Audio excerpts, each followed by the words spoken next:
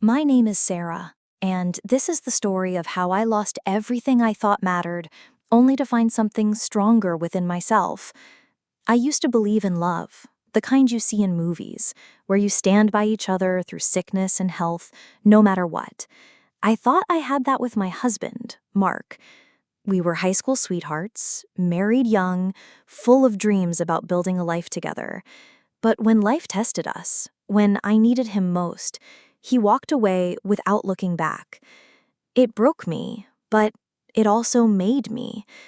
Let me take you back to the beginning so you can understand how it all fell apart and how I started to put myself back together. We met when I was 16, in a small town where everyone knew each other. Mark was charming, with a crooked smile and a laugh that made my heart skip.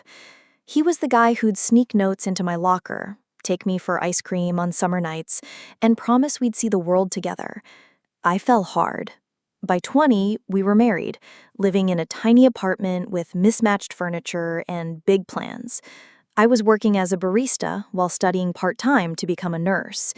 Mark was a mechanic, always tinkering with cars, dreaming of opening his own shop. We weren't rich, but we were happy, or so I thought. Life was simple back then. We'd spend evenings cooking cheap pasta, laughing over burnt sauce, and talking about our future. I wanted to finish my nursing degree, maybe work in a hospital someday. Mark wanted his shop, a place he could call his own. We'd save every spare dollar, pooling our tips and paychecks into a jar we labeled our dreams. I'd tease him about his greasy hands, and he'd pull me close, saying, "You're stuck with me, Sarah." I believed him. I believed in us. But even in those early days, there were cracks I didn't see. Mark loved attention, especially from other people. He'd light up when customers at the garage flirted with him, brushing it off as just being friendly. I'd laugh too, ignoring the twinge in my chest. I told myself it was nothing, that he chose me, and for a while it felt true. We'd go to bed wrapped in each other's arms, whispering about the house we'd buy, the kids we'd raise. I thought we were building something unbreakable. When I was 23, things started to shift. I'd been feeling off for months, tired all the time, short of breath, with aches I couldn't explain. I chalked it up to stress, juggling work and school, but it got worse. One day, I fainted at the cafe, right in the middle of a shift. My boss drove me to the hospital, and after a battery of tests, the doctor sat me down. "Sarah, you have lupus," he said. "It's manageable, but it's chronic. You'll need treatment, rest, and support." I sat there, numb, trying to process it. Lupus? I was young, healthy. How could this be happening? I told Mark that night, expecting him to hold me, to tell me we'd get through it together. He listened, his face blank, and said, "Okay, we'll figure it out." But there was no hug, no reassurance. He seemed distant. I told myself he was just processing it, that he'd come around. But over the next few weeks, I saw less of him. He'd stay late at the garage, saying he had extra work. When he was home, he was quiet, scrolling his phone or watching TV. I'd try to talk, to share how scared I was, but he'd nod and change the subject. "You're strong, Sarah. You'll be fine." The medical bills started piling up. My part-time job barely covered rent, let alone prescriptions and doctor visits. I had to drop out of nursing school. I was too weak to keep up with classes and work. Mark's paychecks helped, but he started complaining about the cost. "This medicine is eating up everything," he'd mutter, tossing bills on the table. I felt like a burden, but I clung to the hope that he'd stick by me. We were married, after all. We'd made vows. By the time I was 24, my lupus flares were getting worse. Some days I could barely get out of bed, my joints screaming, my body exhausted. Mark was gone more than he was home. He'd come back smelling of beer, saying he needed to blow off steam. I'd lie awake at night wondering where the man I married had gone. I tried to keep things normal, cooking dinner when I could, keeping the apartment clean. but it was never enough. One night, I found a text on his phone from someone named Jess. It said, "Miss you tonight," with a heart emoji. My stomach dropped. When I asked him about it, he snapped, "You're paranoid, Sarah. I'm just trying to live my life." I should have seen it coming, but I didn't. I was too busy fighting my illness, trying to hold on to the scraps of our marriage. I kept thinking if I could just get better, he'd come back to me. I'd be the Sarah he fell in love with, not this sick, tired version. So I pushed myself, ignored the pain, skipped rest, tried to be the perfect wife. But it didn't matter. One evening, after a particularly bad flare, I was curled up on the couch waiting for Mark to come home. He walked in, his face hard, and dropped a bombshell. He said, "I can't do this anymore. You're not the same, Sarah. I need to be with someone who's alive. I'm leaving." I stared at him, my heart shattering. I said, "What about our vows?" He didn't look at me. He said, "I'm sorry," and grabbed a bag he had already packed. He walked out, and I heard his car drive away. I sat there alone, the apartment silent except for the hum of the refrigerator. I was 24, sick, broke, and abandoned. I cried until I couldn't anymore, until my eyes were swollen and my chest ached. I felt like I'd failed, not just as a wife, but as a person. What had I done wrong? Was I too sick, too weak, too much? I looked at our dreams jar, still half full of coins, and wanted to smash it. But something stopped me. Maybe it was stubbornness. Maybe it was the tiny spark of fight I still had left. I wasn't gonna let this break me. Mark could leave, but I wasn't going to give up. I didn't know how, but I was going to survive this. I was going to build a life without him, better than anything we'd dreamed of together. That night, alone in the dark, I made a promise to myself. I'd come back stronger, and he'd see what he lost. Mark walking out that night left a hole in my life, but it wasn't just the emotional gut punch that hurt. It was the reality of being alone, sick, and broke at 24. I was battling lupus, a disease that made every day a gamble with my own body. Some mornings I'd wake up feeling almost normal, only to crash by noon, my joints aching so badly I could barely hold a coffee mug.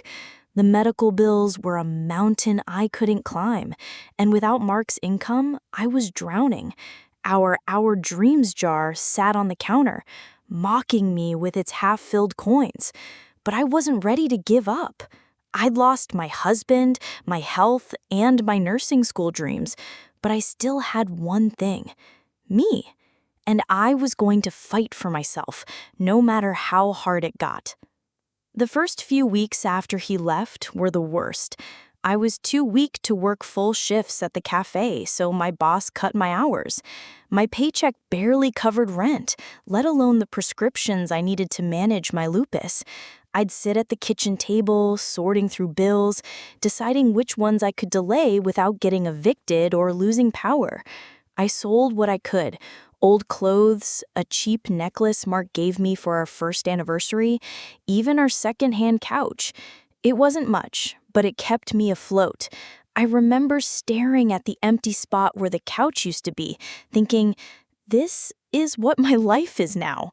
It hurt, but it also lit a fire in me. I wasn't going to let this be my story's end. I started looking for ways to survive. I couldn't go back to nursing school, not yet, but I needed something to keep me going. A friend from the cafe, Lisa, told me about an online medical transcription course.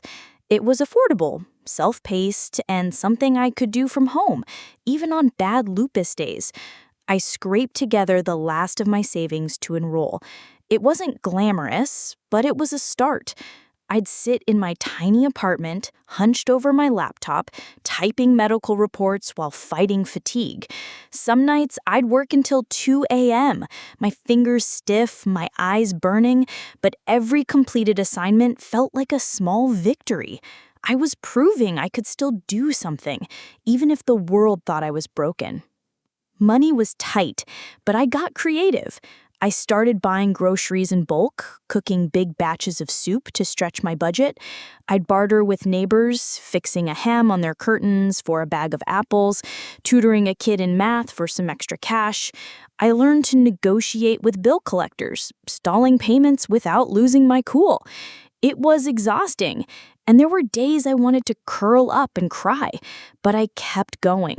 I had to. I didn't have anyone else to lean on, and that was both terrifying and empowering. For the first time, I was all I had, and I was learning what I was capable of.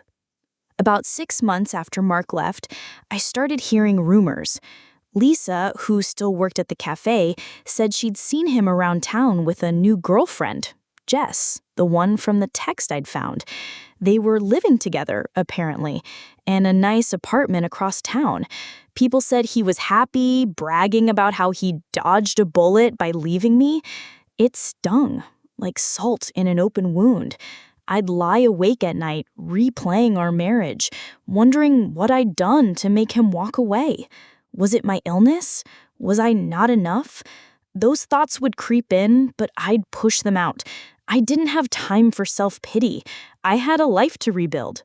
I finished the transcription course in 8 months, faster than most. I was good at it, detail-oriented, quick, and accurate. I started freelancing, taking on small jobs for doctors' offices and clinics. The pay wasn't great, but it was steady, and I could work from my bed on bad days. I saved every extra dollar, rebuilding my own version of the Our Dreams jar, except this time it was just for me.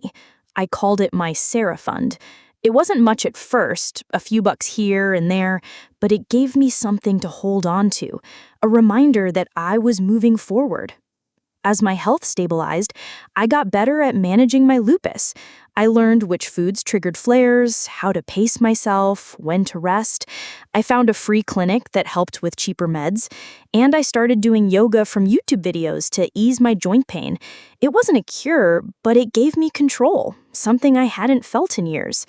I even started dreaming again, not about Mark or our old life, but about what I could do. Maybe I could go back to school someday. Maybe I could start my own business. For the first time since he left, I felt a spark of hope. But then Mark called. It was a year after he'd walked out, and his number flashing on my phone felt like a punch. I almost didn't answer, but curiosity got the better of me. His voice was smooth, like nothing had happened. "Hey, Sarah, just checking in. How are you doing?" I was stunned. How was I doing? I was fighting to survive while he was living his new life. I kept my voice calm, said I was fine, and asked what he wanted. He laughed, casual, like we were old friends. "I just miss you, thought maybe we could grab coffee." I hung up without saying goodbye. My hands were shaking. Not with sadness, but with anger. He didn't get to waltz back in after abandoning me. That call lit something in me. I wasn't just going to survive, I was going to thrive. I started taking on more transcription clients, building a reputation for being reliable. I taught myself basic coding on the side, using free online resources, thinking it could open new doors.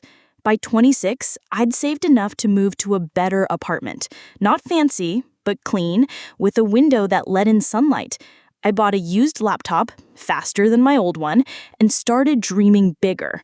I found a community college offering night classes for medical coding, a step up from transcription. It was closer to my old nursing dreams, and I enrolled, balancing work and study like I did in the old days. The classes were tough, especially with my health, but I loved them.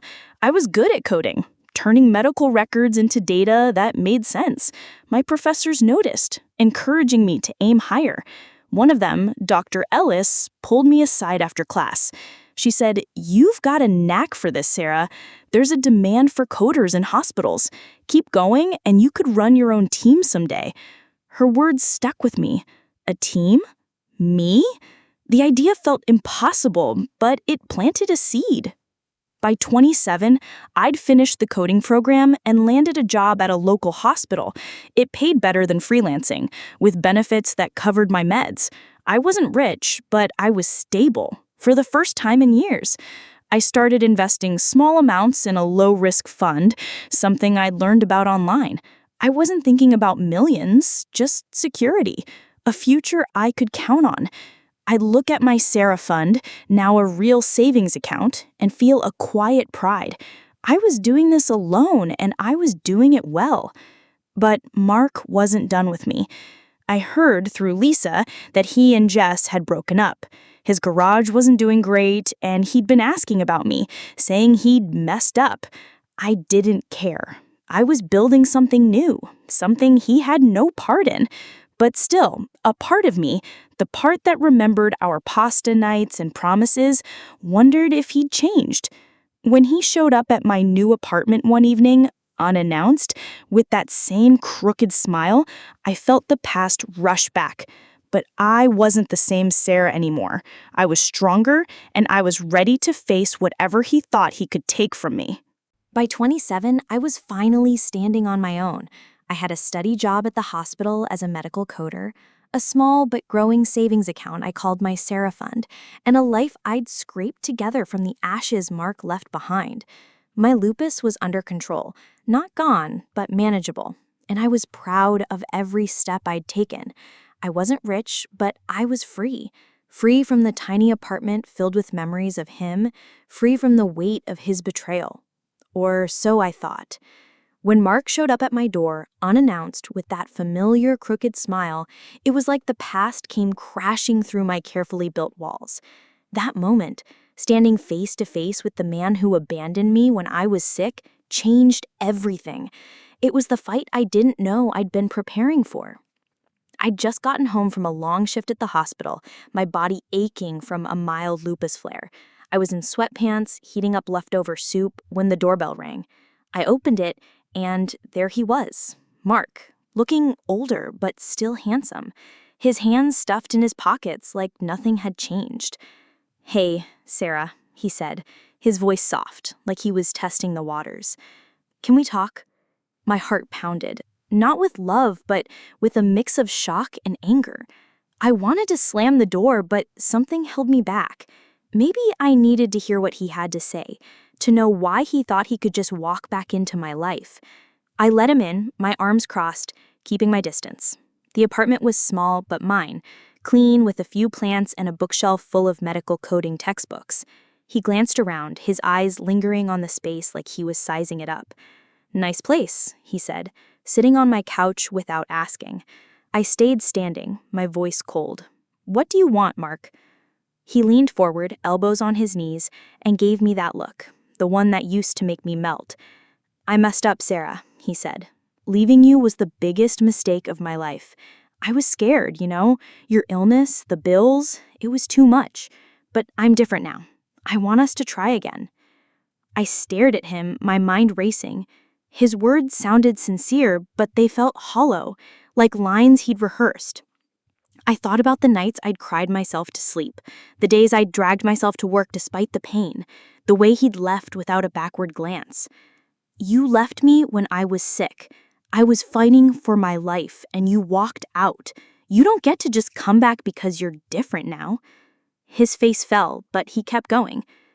"I know I hurt you," he said, "but Jess and I are done. The garage is struggling. I need you, Sarah. We were good together." That's when it hit me. He wasn't here because he loved me. He was here because his life was falling apart and I was his backup plan. I felt the anger I'd buried for years bubble up, hot and sharp. "You need me?" I said, my voice rising. "You didn't need me when I was fainting at work, when I couldn't pay for my meds, when I was alone in that hospital bed. You chose yourself, Mark. You chose Jess. And now, because things didn't work out, you think you can just waltz back in?" He looked stunned, like he hadn't expected me to push back. "Sarah, come on. We're still married. We can fix this." That word, married, felt like a slap. Legally, it was true. We'd never filed for divorce, mostly because I couldn't afford a lawyer back then. But in my heart, That marriage was dead the day he walked out.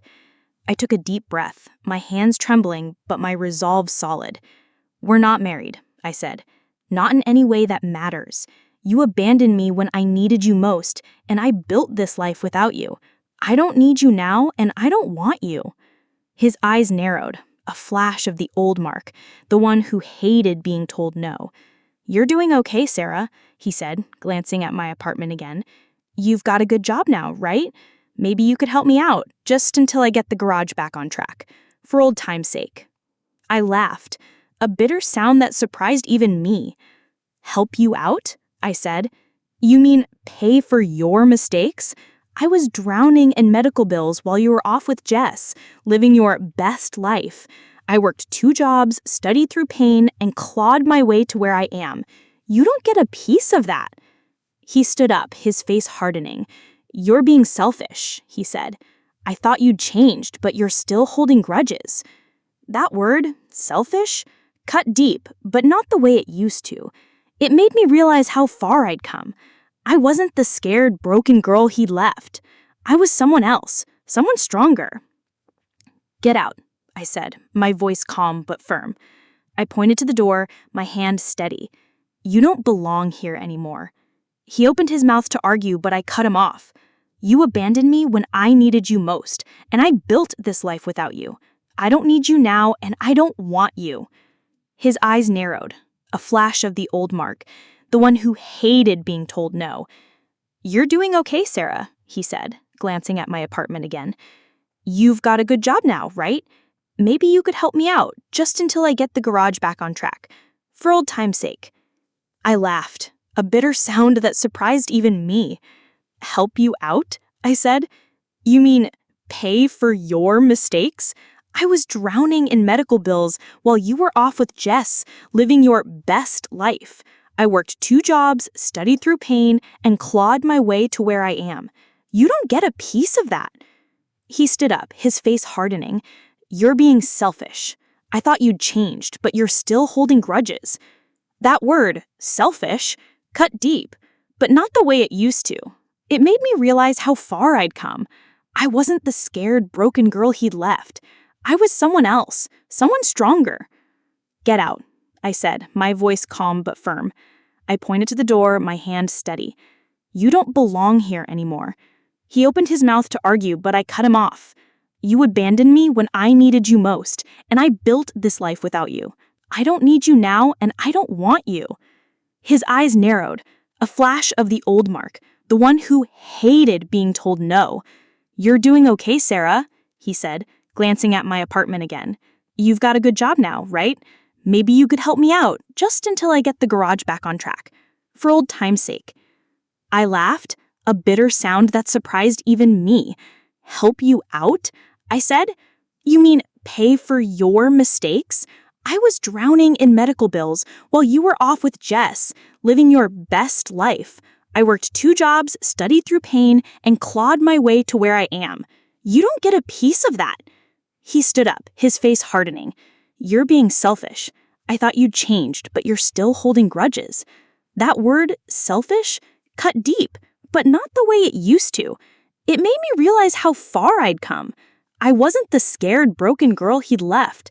I was someone else, someone stronger. "Get out," I said, my voice calm but firm. I pointed to the door, my hand steady. "You don't belong here anymore." He opened his mouth to argue, but I cut him off. "You abandoned me when I needed you most, and I built this life without you. I don't need you now, and I don't want you." His eyes narrowed, a flash of the old Mark, the one who hated being told no. "Sarah, I need this. I thought you would understand." I laughed at him hard, this time a strange sound that filled the little apartment. "You think I'm going to stop my life just because you did so poorly with yours?" He stood there for a moment, his jaw tight, then grabbed his jacket and walked out. The door clicked shut and I sank on the couch, my heart racing. I waited for the tears, but they didn't come. Instead, I felt a strange calm, like a weight had lifted. For the first time, I wasn't just surviving his betrayal, I was done with it.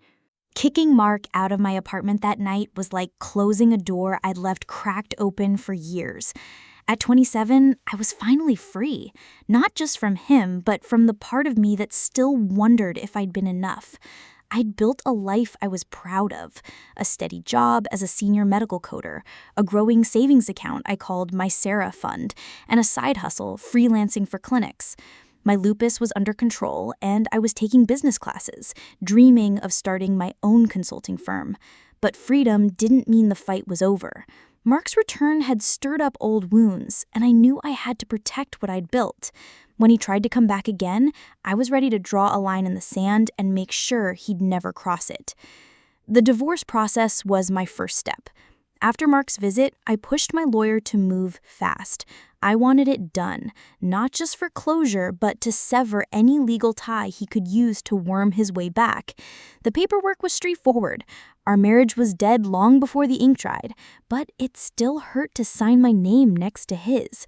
Not because I loved him anymore, but because it was a reminder of the girl I'd been, hopeful, trusting, naive. I wasn't her anymore. I sent the papers off and felt a weight lift. I was officially done with Mark, but I had a feeling he wasn't done with me. Sure enough, a few weeks later, I got a text from an unknown number. It was him. "Sarah, I'm sorry about last time. I was desperate. Can we meet? I just want to talk." I stared at the screen, my thumb hovering over the block button. Part of me wanted to ignore it, but another part, the part that had fought too hard to let him think he could still reach me, wanted to end this once and for all. I agreed to meet him at a park near my apartment, a public place where I could keep control. I wasn't going to let him into my space again. When I saw him, he looked rougher than before. His clothes were wrinkled, his eyes tired. He tried that crooked smile, but it didn't work on me anymore. "Sarah," he started, "I know I screwed up. The garage is failing and I'm in debt. Jess left me and I've got nothing. I just thought we were good once, right? Maybe you could help me out, just a loan to get me back on my feet." I listened, my face blank, my heart cold. He wasn't apologizing because he cared. He was here because he was desperate, and I was his last resort. I took a deep breath, my voice steady. "Mark, you left me when I was sick, when I could barely get out of bed. You walked away without a second thought, and I had to rebuild everything alone. My job, my health, my life, it's all mine. You don't get to ask for anything now." His face twisted, a mix of frustration and disbelief. "Come on, Sarah," he said. "You're doing fine. You've got money now, a good job. Can't you spare something for me? We were married." That word, married, lit a fire in me. "We were married," I said, my voice sharp, "and you broke every vow we made. You don't get to claim that now just because your life fell apart." He stepped closer, his voice low. "I'm being cruel. I'm asking for help, not handout. I'll pay you back." I laughed, not because it was funny, but because I couldn't believe his nerve. "Cruel?" I said. "Cruel was leaving me with a stack of medical bills while you ran off with Jess. Cruel was letting me think I wasn't enough. I owe you nothing, Mark. Not a cent, not a conversation, not a second of my time." I turned to walk away, but he grabbed my arm. "Sarah, wait." I yanked free, my eyes burning into his. "Don't touch me. Don't contact me again. We're done." I walked away, my heart pounding, but my steps sure. He didn't follow. That encounter shook me more than I wanted to admit, not because I doubted my choice, but because it reminded me how far I'd come and how much I had to protect. I called my lawyer the next day, making sure the divorce was airtight. I also asked about a restraining order, just in case. She suggested setting up a trust for my savings to keep my money safe from anyone who might try to claim it. I like that idea. My Sarah Fund wasn't just money, it was proof of my survival, and I wasn't letting anyone touch it. Work became my anchor. My job at the hospital was going better than ever. I'd been promoted again, now managing a team of coders. I loved the challenge, the way I could streamline systems and help the hospital run smoother. My side hustle was growing too. I'd built a small client base of clinics that trusted me to handle their medical coding, and word was spreading. I was saving more than ever, even investing a little in stocks I researched carefully. I wasn't rich, but I was comfortable, and that felt like a miracle after everything I'd been through. My business classes were opening my eyes. My professor, Dr. Ellis, kept pushing me. "You're not just a coder, Sarah," she'd say. "You've got the mind for a business. Start small, but think big." I took her advice to heart. I registered my own consulting company, calling it Clear Path Coding. It was just me, working out of my apartment, but it felt huge. I designed a simple website, printed business cards, and started pitching to more clinics. Some days, I'd work until midnight, balancing hospital shifts and client projects, but every new contract felt like a step towards something bigger.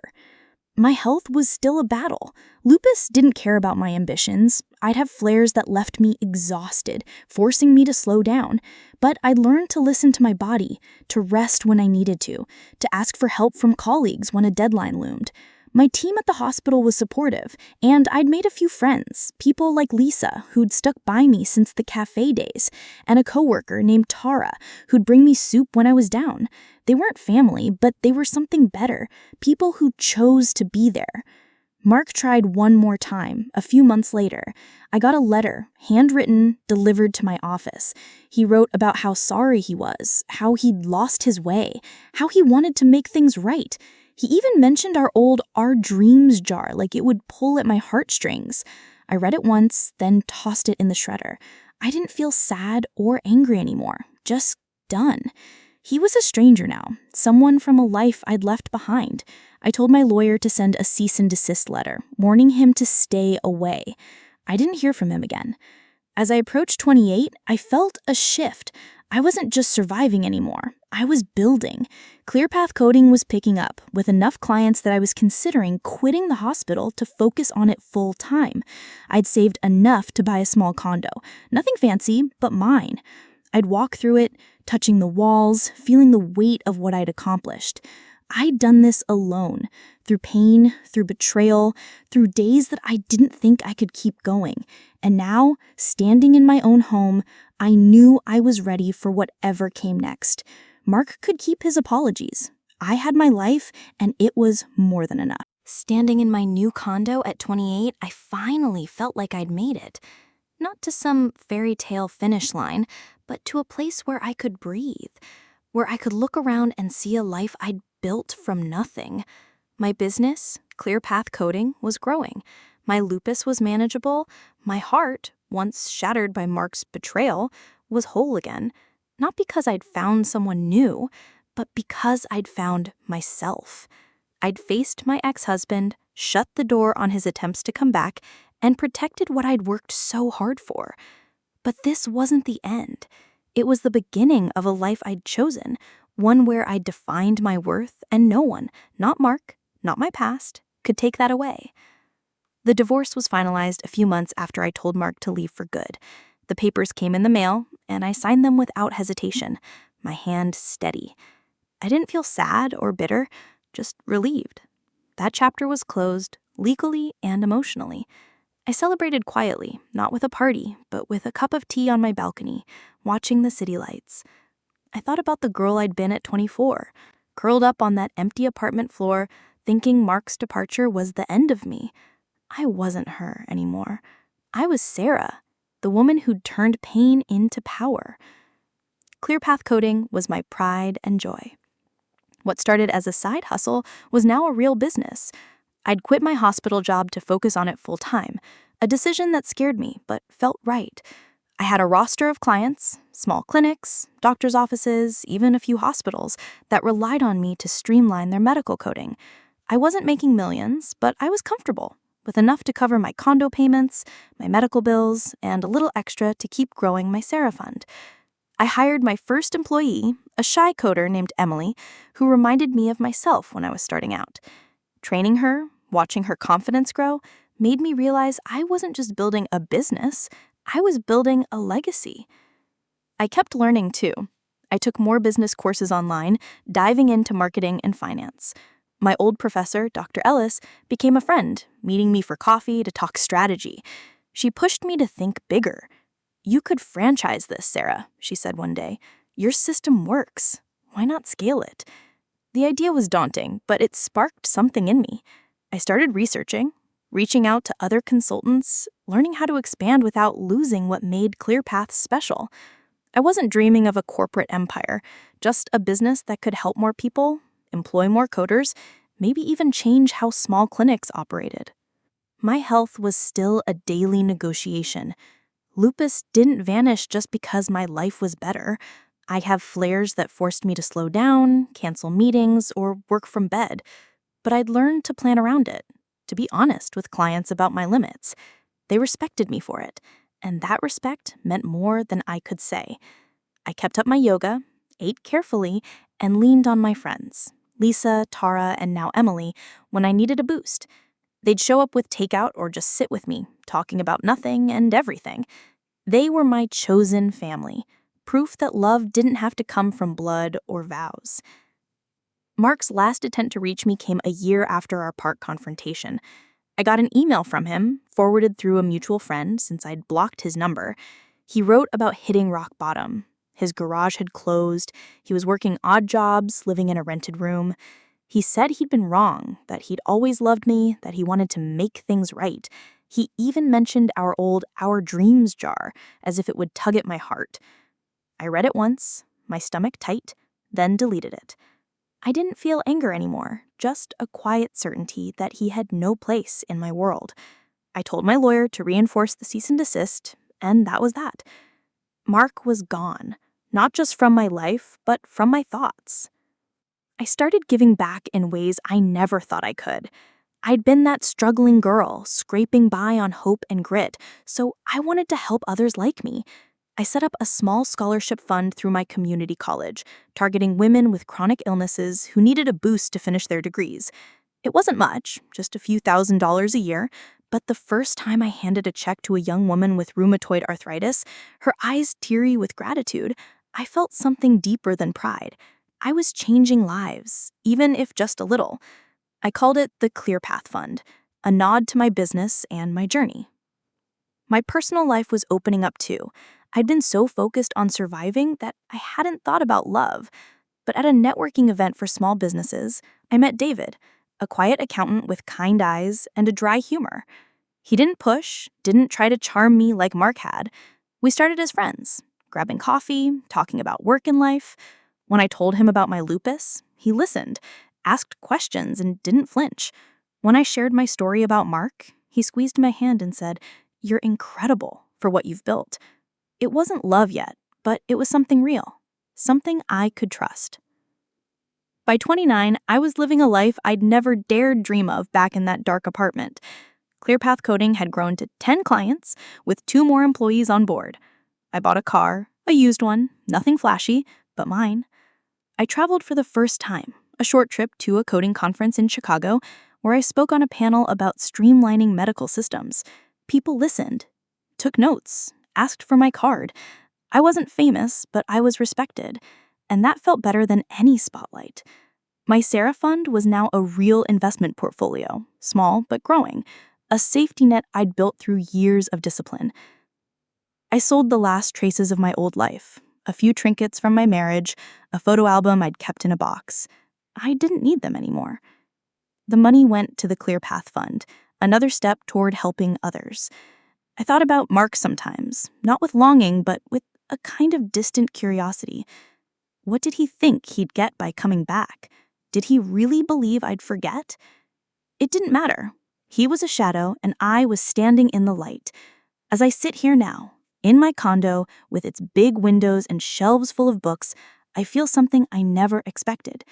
Peace. Not the fragile kind that breaks under pressure, but the kind that comes from knowing who you are. I'm not the girl who begged Mark to stay, who thought his love defined her.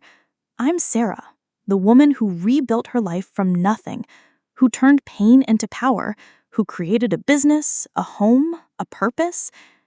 I don't need his apologies or his promises. I have my own, and they're enough. My story isn't over. It's just beginning, and I'm writing it on my terms.